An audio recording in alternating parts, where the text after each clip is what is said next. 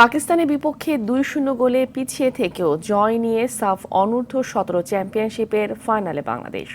থিম্পুর চাংলি থিমাং স্টেডিয়ামে এদিন ম্যাচের ৭৩ মিনিট পর্যন্ত ২ গোলে পিছিয়ে থাকে সাইফুল বারী টিটুর শিষ্যরা। ম্যাচের পরবর্তী ১৫ মিনিট ও যোগ করার সময়ে চমক দেখিয়ে সমতায় ফেরে বাংলাদেশ। সবশেষ টাইব্রেকারে পাকিস্তানকে ৭-৮ ব্যবধানে হারিয়ে ফাইনাল নিশ্চিত করে দলটি। আরও জানাচ্ছে রাফি আমিন।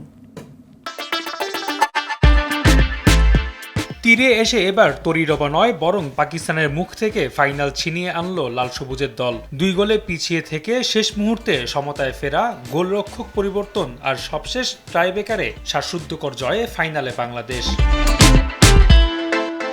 আসরে নেই কোনো জয়, মাত্র ১ পয়েন্ট নিয়ে সেরা চারের ম্যাচে পাকিস্তানের বিপক্ষে শুরুটা ভালো করেছিল দলটি। তবে দারুণ সুযোগ হাতছাড়া করে উল্টো ৩১ মিনিটে পিছিয়ে পড়ে বাংলাদেশ।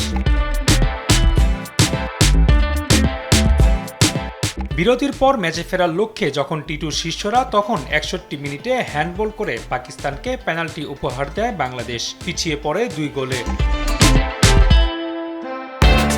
একের পর এক গোল মিসে হারের প্রহর গুনতে থাকা দলকে ৭৫ মিনিটে হেড থেকে গোল করে আশার আলো দেখান মিঠু চৌধুরী। ম্যাচের নির্ধারিত সময় শেষে ৭ মিনিট যোগ করেন রেফারি। সেই সুযোগে ৯৪ মিনিটে রিফাত কাজীর ক্রসে মানিকের পা খুঁজে পায় পাকিস্তানের জাল, তাতেই ম্যাচ গড়ায় টাইব্রেকারে। ততক্ষণে নাহিদুল ইসলামের জায়গায় গোলরক্ষক আলিফ রহমানকে গোলপোস্টে আনেন টিটু। যেখানে প্রথম ৫ শটে সমতায় থাকে দুদল, তবে সাডেন ডেতে আব্দুল গনির শট রুখে দেন আলিফ। এরপর আশিকুরের গোলে ফাইনাল নিশ্চিত হয় লাল সবুজের।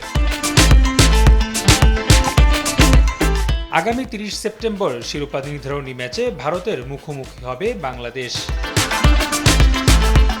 রাফি আমিন, RTV।